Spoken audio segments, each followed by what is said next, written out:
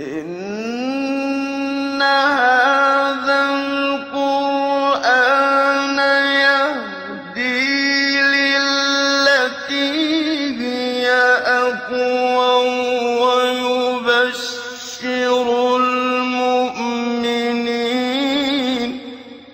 ويبشر المؤمنين الذين يعملون الصالحات أن لهم أجرا كبيرا. بسم اللہ الرحمن الرحیم، الحمد للہ رب العالمین وبہ نستعین وصلی اللہ وسلم علی سید الانبیاء والمرسلین وعلی آلہ واصحابہ اجمعین ومن تبعہم باحسان الی یوم الدین، اما بعد۔ سلسلہ تفسیر کی یہ 60 پر 1ویں نشست ہے، یعنی سورۃ الواقعہ کے اعتبار سے، اور اس نشست میں انشاءاللہ سورۃ الواقعہ کی آیت نمبر 80 پر 2 اور 80 پر 3 اس کی تفسیر ہوگی۔ اللہ رب العالمین نے فرمایا فلولا اذا بلغت الحلقوم وانتم حینئذ تنظرون۔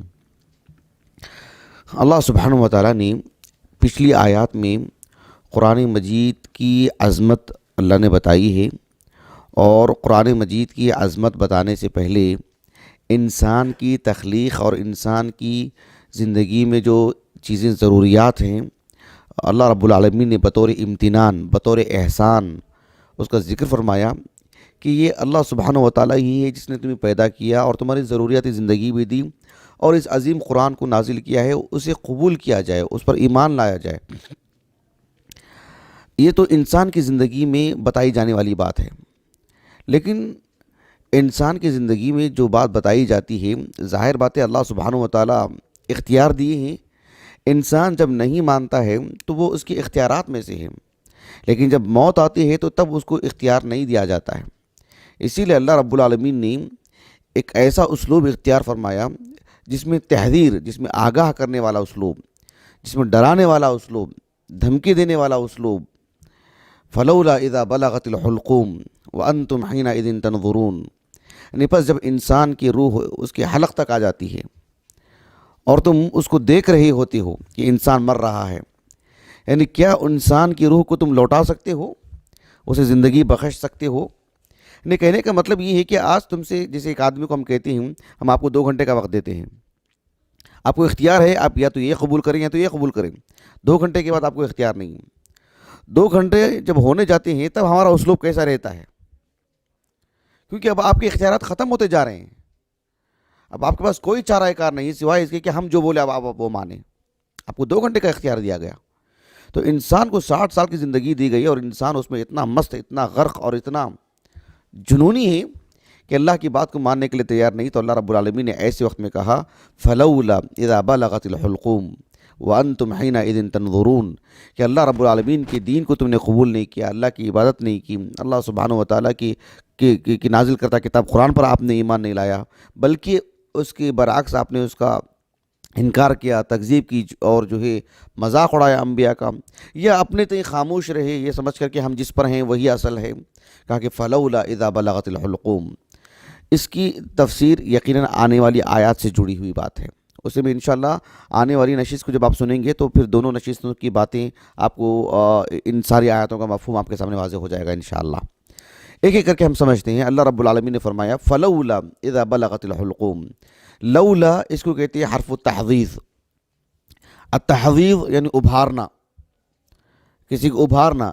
یہاں کہتے ہیں لولا التحذیف والعرض۔ العرض مانے یعنی کسی کے سامنے پیشکش، کسی سے طلب کرنا کہ آپ ایسا کر کے لائیں، آپ ایسا کر کے دکھائیں۔ اب لولا اس سے متعلق تفصیلی بات میں بتا چکا ہوں اسی سورہ کی سورۃ الواقعہ کے آیت نمبر 57، انتم تخلقون یعنی نحن خلقناکم فلولا تصدقون، آیت نمبر 57 میں۔ اور جو شروع سے ہماری جو نشستیں چل رہی ہیں اس میں نشست نمبر 109 پر 1، اس میں نے اس پہ بتا دیا ہے۔ بس ہلکے پھلکے انداز میں ایک بات بتا دیتا ہوں اسی کو دوہرا کر کے، کہ لولا یہ جب فعل مضارع پر آتا ہے تو تحذیر کے لیے، یعنی کسی کو ابھارنے کے لیے، اپیل کرنے کے لیے، یعنی آپ ایسا کر کے بتائیے، آپ کر کے دکھائیے، اس طرح سے بات واضح ہوگی آپ کو۔ ایک چیز اگر یہ فعل ماضی پر آتا ہے لولا، تو پھر اس کے اندر تندیم کے لیے، یعنی کسی کو احساس دلانے کے لیے، احساس ندامت کے لیے، شرمندگی کا احساس پیدا کرنے کے لیے، یہ ساری چیزیں قرآنی آیات کی روشنی میں میں نے اس آیت کریمہ کی تفسیر میں، اس نشست میں نے بیان کر دی ہیں، دہرانے کی ضرورت نہیں ہے، اور بالکل قریبی معاملہ ہے، سن لے سکتے ہیں۔ ہم مفسرین کو دیکھتے ہیں کہ کسی چیز سے متعلق تفصیل سے بتاتے ہیں، تو پھر بھی کبھی تفصیل سے بتاتے ہیں کہ جو ہے مطلب بہت طول اختیار کیا جا چکا ہے، یعنی مطلب وہ پتہ نہیں ہم نے کس زمانے میں لکھا تھا، اور پڑھتے پڑھتے قاری آج 2 جلدیں درمیان میں آ چکی ہیں، سینکڑوں صفحات درمیان میں آ چکے ہیں، تو اب میں دوبارہ لکھ رہا ہوں۔ لیکن قریبی معاملہ ہو تو عادتاً نہیں لکھتے، تو ہمارا معاملہ تو بہت قریبی ہے، اسی سورے کی بات ہے۔ تو بہرحال اس میں دیکھ لیں آپ، اللہ سبحانہ وتعالیٰ نے فرمایا فلولا اذا بلغت الحلقوم، فلولا اذا بلغت، ای بلغت کے معنی کیا ہے؟ بلغہ کے معنی پہنچنا، لیکن بلغہ یہ جو فعل ہے، فاعل کہاں ہے؟ فاعل محذوف ہے نا۔ فلولا اذا بلغت الحلقوم، الحلقوم وہ تو مفعول ہے، یعنی بس جب وہ چیز پہنچ جائے حلقوم تک، حلق تک پہنچ جائے، کون سی چیز پہنچ جائے؟ وہ سانس ہے۔ ظاہر بات ہے انسان کی موت کا ذکر کیا جا رہا ہے، تو کس چیز کی پہنچنے کی بات کی جا رہی ہے؟ تو وہ جو چیز تحصیل حاصل ہے، معروف ہے، آپ سیاق اس بات پر دلالت کرتا ہے کہ اس کے علاوہ کوئی دوسرا لفظ آ نہیں سکتا ہے، تو وہاں پر ایسی بات نہیں کہی جاتی ہے۔ اللہ رب العالمین نے جس طرح سے قرآن مجید میں فرمایا، اس میں یعنی سورۃ صاد میں سلیمان علیہ السلام کے واقعے میں کہ فقال انی احببت حب الخیر عن ذکر ربی حتی توارت بالحجاب، فقال انی احببت حب الخیر عن ذکر ربی، اللہ سبحانہ وتعالیٰ کی عبادت جو نہیں کرنا تھا شام کے وقت میں، تو وہ جہاد کے لیے جو گھوڑے تیار کر رہے تھے وہ اس میں مشغول ہو گئے تھے، حتی توارت بالحجاب، یہاں تک کہ وہ چھپ گیا۔ وہ کون سی چیز چھپ جاتی ہے اس وقت میں حجاب میں؟ کون سی چیز شام کے وقت میں کون سی چیز چھپتی ہے؟ سورج۔ حتی توارت الشمس، تو الشمس کا ذکر تو نہیں ہے نا قرآن مجید میں، لیکن کیوں نہیں ہے؟ اس لیے کہ وہ مقصود وہی ہے، آپ دوسری چیز وہاں پر مراد لے ہی نہیں سکتے ہیں، تحصیل حاصل ہے۔ تو بالکل یہاں بھی ایسی فلولا اذا بلغت الحلقوم، الحلقوم یعنی الحلقوم اس جو انسان کے سینے سے لے کر کے اس کے منہ سے جڑی ہوئی جو نالی جو ہوتی ہے اس کو کہتے ہیں مجرى طعام، جہاں سے کھانا پینا انسان کا گزرتا ہے منہ سے ہوتے ہوئے، اس کو حلقوم کہتے ہیں، معروف چیز جہاں جانوروں کو ہم ذبابی کرتے ہیں۔ تو الحلقوم عربی زبان میں یہ رباعی ہے۔ ایک قاعدہ بتاتے ہیں ابن فارس رحمہ اللہ، کہتے ہیں کہ جو رباعی ہوتا ہے، جو بھی فعل یا جو بھی اسم خاص کر، کہتے ہیں کہ ان الرباعی یکون منحوتا ویکون وضعا غیر منحوت، کہتے ہیں کہ جو رباعی ہے، جو بھی اسم جس میں 4 حرف ہوتے ہیں، وما زادہ 4 حرف اور 4 حرف سے زائد کوئی بھی اسم ہوتا ہے، تو کہتے ہیں کہ یکون منحوتا، وہ کیا ہوتا ہے؟ منحوت۔ نحوتا کے معنی کیا ہے؟ تراشنا۔ وَكَانُوا يَنْحِتُونَ مِنَ الْجِبَالِ بُيُوتًا، صالح علیہ السلام کی قوم جو ہے مطلب پتھروں سے وہ عمارتیں تراشتے تھے نا، تو یکون منحوتا، منحوت کے معنی کیا ہے؟ یعنی وہ 2 اسم یا 2 چیزوں کا مجموعہ ہوتا ہے، اسے بنایا جاتا ہے، یعنی ہمارے پاس 2 اسم ہیں، اس اسم کے کچھ حروف لے کر اس اسم کے کچھ حروف لے کر کے ایک اسم بنا دیا جاتا ہے۔ وہ ظاہر میں ایک اسم ہے، لیکن اس کا خلفیہ، اس کا پیچھے کا اگر آپ دیکھیں گے تو معلوم ہوگا کہ 2 جدا جدا حروف کو الگ سے کہیں کانٹ چھانٹ کے بنایا گیا ہے، منحوت۔ وَيَكُونْ غیر منحوت، کبھی وہ منحوت نہیں ہوتے ہیں۔ انہوں نے ایک مثال دی، الحرقوف۔ الحرقوف یعنی آپ دیکھیے، الحرقوف ایسے جانور کو کہتے ہیں جسے مطلب بھگا کر، دوڑا کر اسے دبلا کیا گیا ہو، وغیرہ وغیرہ تیار کیا گیا ہو۔ کہتے ہیں کہ حرفن اور حقفن 2 جدا جدا اسم ہیں، دونوں کو اس کے کچھ حروف اس کے کچھ حروف لے کر کے حرقوف بنا دیا گیا ہے۔ بات واضح ہوئی؟ کہا کہ اس طرح کی کئی اسماء کی انہوں نے مثال دی ہیں، کئی مثالیں انہوں نے دی ابن فارس نے رحمہ اللہ۔ کہا کہ حلقوم ان میں سے نہیں ہے۔ الحلقوم اصلاً الحلق، حلق اسی کو کہتے ہیں، اس پر میم زائد ہے، اور میم کی اپنی خصوصیت عربی زبان میں، تو الحلقوم اسی سے ہے۔ تو بہرحال الحلقوم مجرى طعام کو کہتے ہیں، انسان کے کھانے پینے کے اشیاء کا جو گزر ہوتا ہے، تو وہ آخری چیز ہوتی ہے۔ وہاں پر اگر کوئی چیز پھنس جاتی ہے، یا وہاں پر سانس انسان کی عام رفتار میں نہیں چل پاتی ہے، تو پھر وہ انسان گھٹن محسوس کرتا ہے۔ بات واضح ہو گئی؟ تو لیکن جب انسان کی روح نکالی جاتی ہے پورے جسم سے، اس میں اس کی ایک ہلچل ہوتی ہے، اور وہاں سے اس کو جب سبحان اللہ العظیم نکالی جائے گی وہ چیز، تو وہ کیا صورتحال ہوگی. تو اسی کی طرف اشارہ ہی ہے. فلولا اذا بلغت الحلقوم. اللہ رب العالمین نے فرمایا سورۃ القیامہ میں کلا اذا بلغت التراقیہ وقیل من راق وظن انه الفراق والتفت الساق بالساق الى ربک یومئذ المساق. التراقی اسی ہڈی کو کہتے ہیں جو انسان کے کاندھے سے لے کر کے، گردن سے لے کر کے سینے تک ہوتی ہے، جس میں سے اس کی سانس کی ایک رفتار ہوتی ہے، اور کھانے پینے کے اشیاء کا بھی اسی سے گزر ہوتا ہے. اللہ رب العالمین نے فرمایا کہ جب سانس انسان کی جان وہاں آ کر کے پہنچ جاتی ہے، کلا اذا بلغت التراقیہ. کلا کا تعلق جیسے کہ میں نے بارہا کہہ چکا ہوں کہ پیچھے کی بات کی تردید ہوتی ہے اور ایک بات کا اس میں اثبات ہوتا ہے. کلا اذا بلغت التراقیہ وقیل من راق وظن انہ الفراق. فطرت پر انسان ایسی صورت میں جب دیکھتا ہے کہ انسان کی جان نکل بھی رہی ہوتی ہے، علی الفور ایک طبیب کی طرف بھاگتے ہیں، ڈاکٹر کی طرف بھاگتے ہیں. وقیل من راق، کون ہے ڈاکٹر، کون ہے ابھی، کون اس پر رقیہ کرے گا. وظن انہ الفراق، لیکن صورتحال بتا رہی ہوتی ہے کہ اب یہ دنیا سے جدا ہونے والا ہے. لیکن یہاں مقصود کیا ہے؟ مقصود یہ ہے جو سورۃ الواقعہ میں فلولا اذا بلغت الحلقوم، فلولا اذا بلغت الحلقوم وانتم حينئذ تنظرون ونحن اقرب الیہ منکم ولکن لا تبصرون فلولا ان کنتم غیر مدینین ترجعونها ان کنتم صادقین. یہ ہم بعد میں تفسیر کریں گے وہاں پر انشاءاللہ. یعنی فلولا اذا بلغت الحلقوم، انسان کی جان جب حلق تک پہنچ جاتی ہے تو دیکھو تم کتنے عاجز ہو، اتنے عاجز ہو، اور تم اللہ سبحانہ و تعالیٰ کو اپنا رب نہیں مانتے، اللہ رب العالمین کو مدبر نہیں مانتے، اللہ کے ہاتھ میں اپنی جان تم ہے یہ نہیں مانتے ہیں، اللہ کے ہاتھ میں جان اور زندگی اور موت ہے. اگر تم سمجھتے ہو کہ تم آزاد انسان ہو، جیسے آج تک اللہ کے دین کو قبول کرنے میں تم نے اختیار اپنا پورا قبول کیا نا، اپنا اختیار استعمال کیا نا تم نے، اور تم نے آج تک اللہ کا دین نہیں قبول کیا نا، آج تمہاری موت آ رہی ہے، اختیارات کہاں ہیں تمہارے؟ ترجعونہا، اس کی انسان کی جان کو لوٹا کے دکھاؤ تم، ان کنتم صادقین. تم سمجھتے ہو کہ تم اللہ سے آزاد ہو، تمہارے اوپر کوئی رب نہیں ہے اور تمہارے پر کسی کی پکڑ نہیں ہے. اگر تم اتنے ہی سچے اپنی بات پر دکھاؤ، اپنی جان لوٹا کے دکھاؤ اس انسان کی. ترجعونہا ان کنتم صادقین. بات واضح ہو رہی ہے آپ کو؟ اس کا تعلق کیسے ہے؟ فلولا اذا بلغت الحلقوم ترجعونہا ان کنتم صادقین. درمیانی آیات کی تفسیر ہم بعد میں کریں گے انشاءاللہ. تعلق ایسے ہے اس کا، یہ بتانے کے لیے، یعنی اس لیے میں نے کہا کہ اب انسان کی موت آ رہی ہے، اب اس کو آگاہ کیا جا رہا ہے، اب اس سے ڈرایا دھمکایا جا رہا ہے، اب اسے بتایا جا رہا ہے کہ دیکھو تمہاری صورتحال کتنی خراب ہونے والی ہے. اب تک تمہیں اختیار دیا گیا اللہ کے دین کو ماننے کے لیے.